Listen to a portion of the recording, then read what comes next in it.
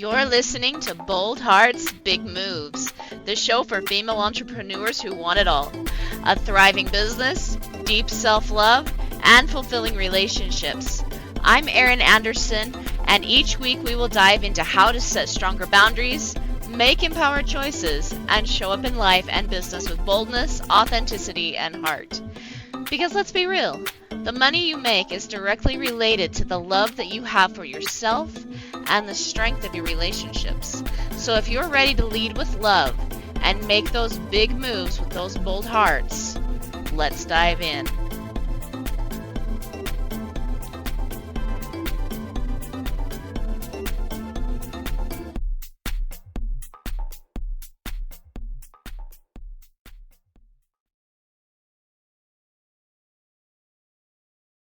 Hey everyone, welcome back to another episode of Bold Hearts, Big Moves. Okay, so I want to talk about something today that I think a lot of entrepreneurs have struggled with. I know for a fact I have struggled with it. It's something that actually I'm still refining to some degree, right? But that is our messaging, right? And go figure, it's the root cause of why maybe our messaging isn't sticking. Well, yes, it is understanding your ideal client better and your messaging better, right? That clarity piece. There's also a deeper key as to why maybe your messaging isn't sticking. And so we want to get into that today because it's a really common frustration among entrepreneurs, any entrepreneur. And that's one of the reasons why a lot of times they struggle in business is because their messaging is not clear. And we will need to make sure that that clarity piece is there so that way we can show up differently for our people and really, really make our messages seen and known. So here's the piece. The reason why the messages maybe aren't sticking. Yes, again, like I said, it's due to you needing to understand your ideal client, what it is they want. It also comes down to understanding your offers. But more than anything, it actually comes down to your self-confidence. Confidence in you, confidence in your ability to connect with your ideal client, confidence in your ability to say what needs to be said, confident in your ability to teach what you say you want to teach, right? Or even depending, you might not be a coach. Maybe it's confident that you can really help somebody feel confident in their body with the clothes that you sell. Maybe it's confidence that you really can create that fabulous dish for your client, right? Somewhere down deep inside of us, we're asking ourselves, can I really do this? And your relationship with yourself really, really does affect your message. It comes out in your messaging. And I'll tell you something, this is actually something that I realized last year as I was hitting six figures, was that my messaging was messy, right? And I'm not saying it was still way better than what it was when I first started, but I was beating around the bush, and the beating around the bush kind of a thing, trying to over explain, that says I'm not confident, right? And we need to be able to get in and say exactly what needs to be said because that will attract the exact right client, right? If you listened to last week's podcast on vulnerability, I talked about the difference between self-acceptance and self-judgment, right? And a little bit where I talked about how when we are afraid of being vulnerable, when we're afraid of being seen, when we're afraid of being authentic, when we're afraid of these things, it comes across in the way in our language, right? And I gave the example of this one coach that I know who is going through a divorce, and right now his messaging is, my ex-wife is a horrible person.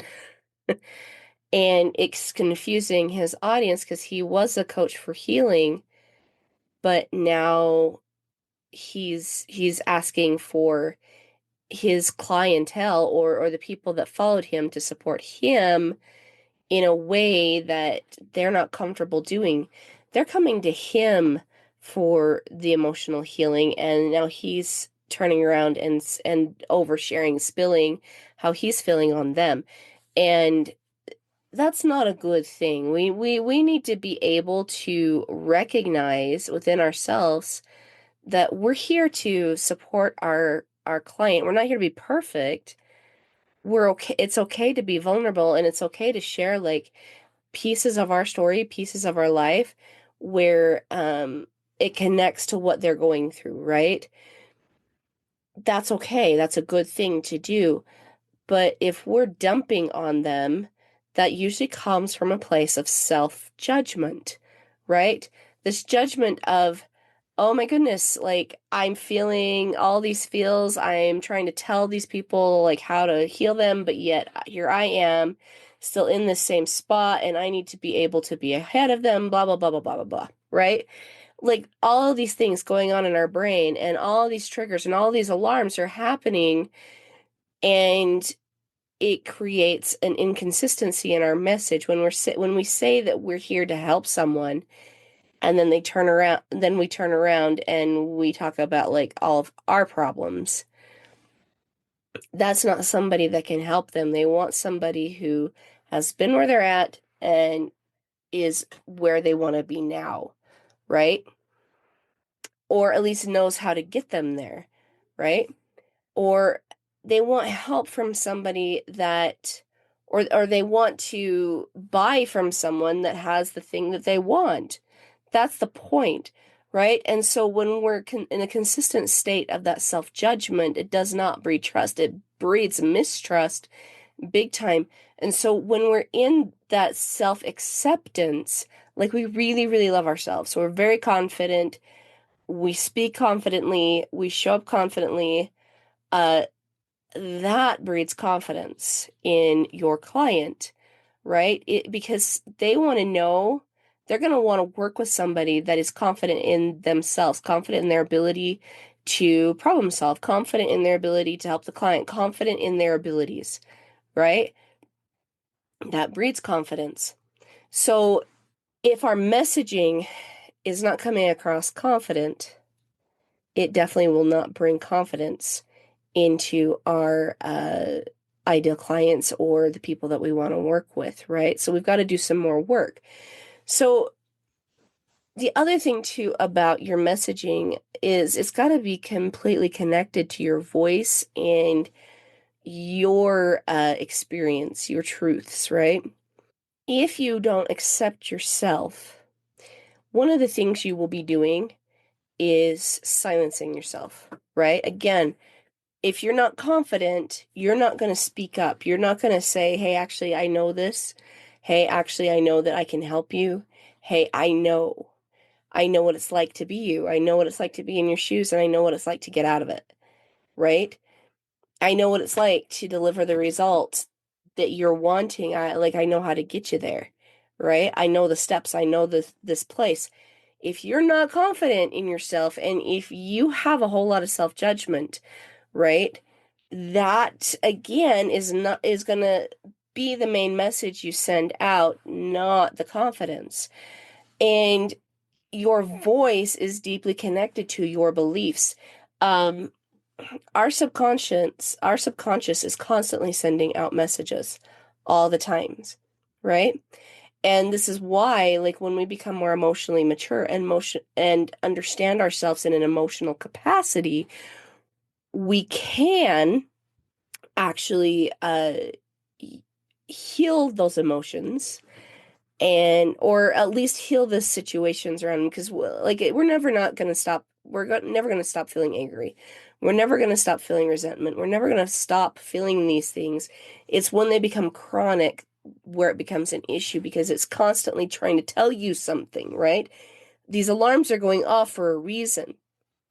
And so if you've got a lot of alarms happening as you're trying to put yourself forward, and if you're trying to put your messaging out there, Or maybe you're actually really good at messaging and you know, like, but you're moving forward, uh, embracing something new in your business, embracing a new idea, and you've got all of these alarms happening. You've really got to stop and listen, okay? Because they will give you the voice of your self-compassion. Remember that our emotions are the voice of our self-compassion, not our self-judgment. Yes, along the way, you're going to reach some type of self-judgment because that is simply the thought that's tied to the emotion, right? But that's not the end all be all. If you've just arrived at self-judgment, you've got to go deeper.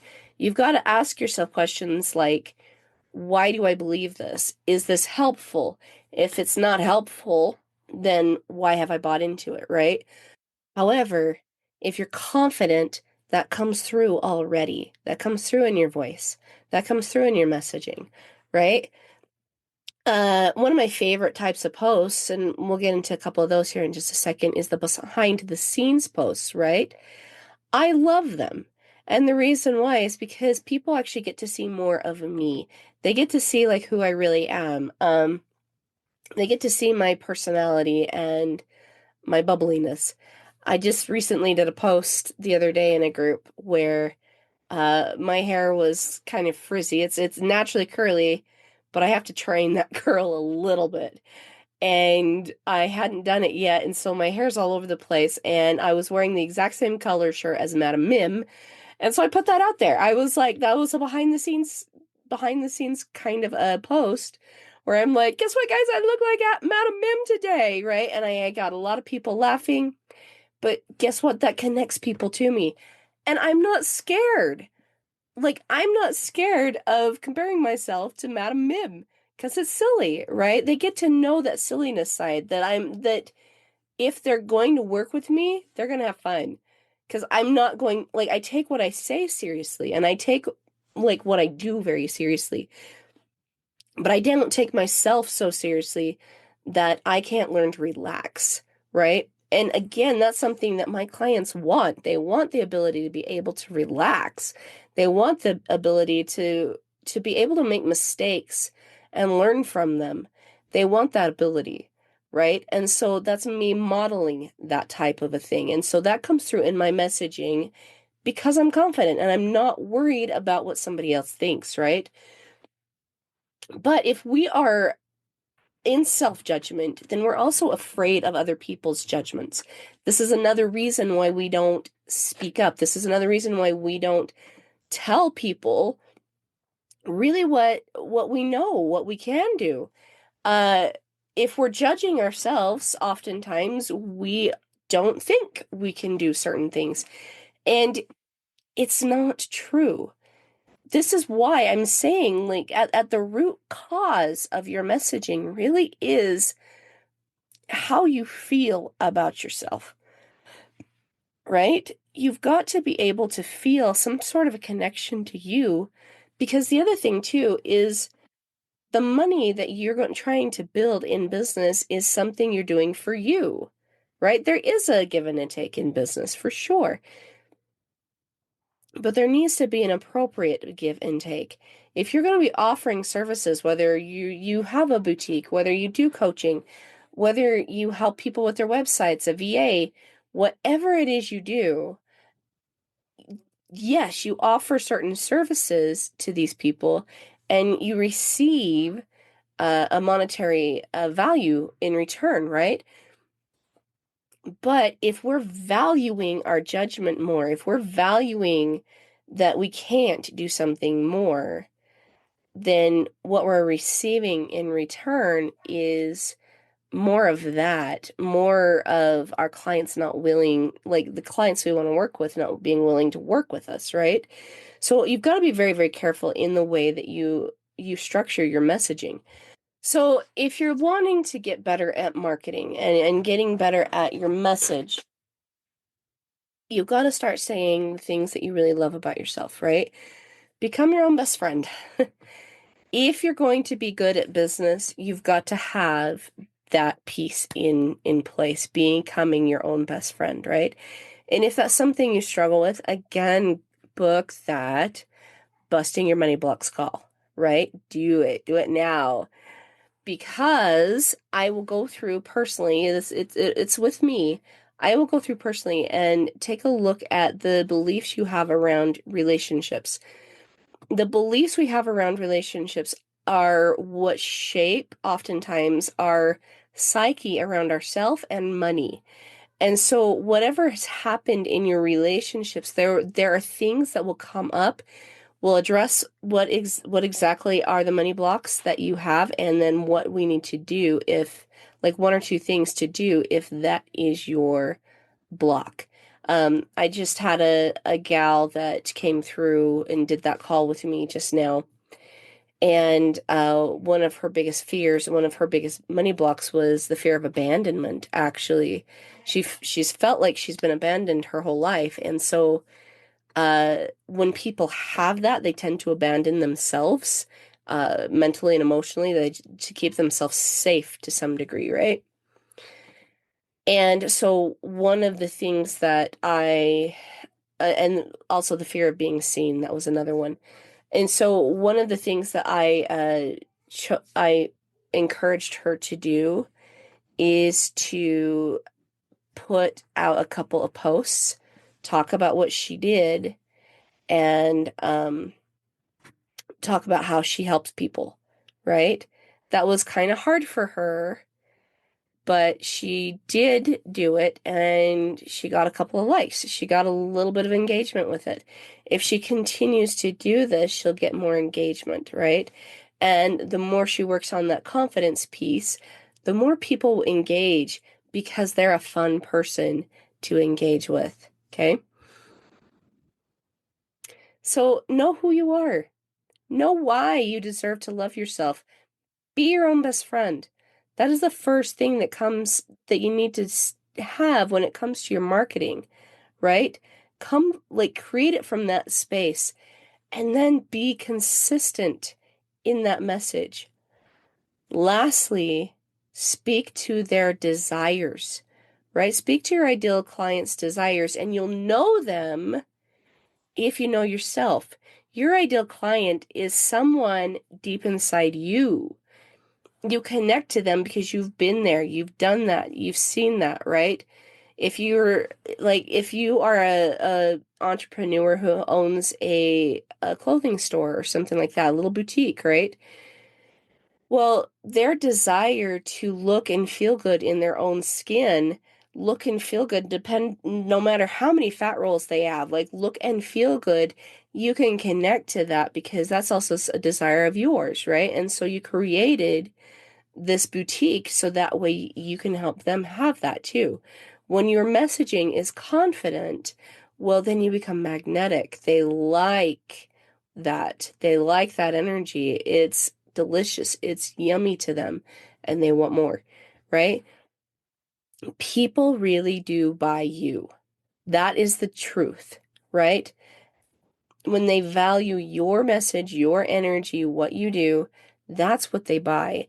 And so if you're not confident in that, you're not going to be able to create the message that they need to be able to hear. Confidence is key before consistency. Okay? All right, my loves, I hope that this is helpful. Again, if you want help, schedule that call. Links are in the description below. And I will see you guys next week. Bye.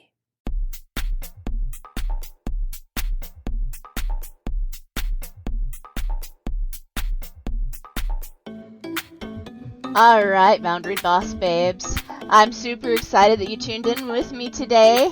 Make sure you tune in again next week as we chat about more Boundary Boss babe topics. We're going to get into so many other things about how to set boundaries with your business, how to set boundaries with your relationships, so you can truly have the time, the money, and the flexibility that you are seeking.